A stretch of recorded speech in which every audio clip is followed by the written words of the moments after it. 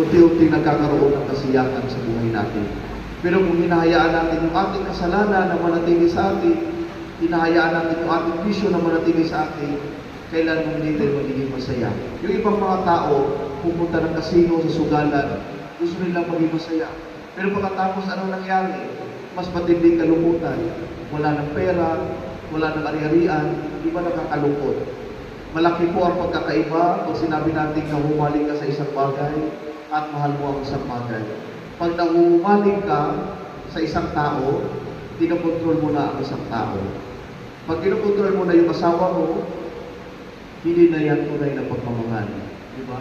Parang bang wala ng kalayaan yung asawa mo na maging masaya sa kanyang buhay nag-asawa. Lahat na lang na ginagawa, mali. Lahat na lang na ginagawa, ayaw mo.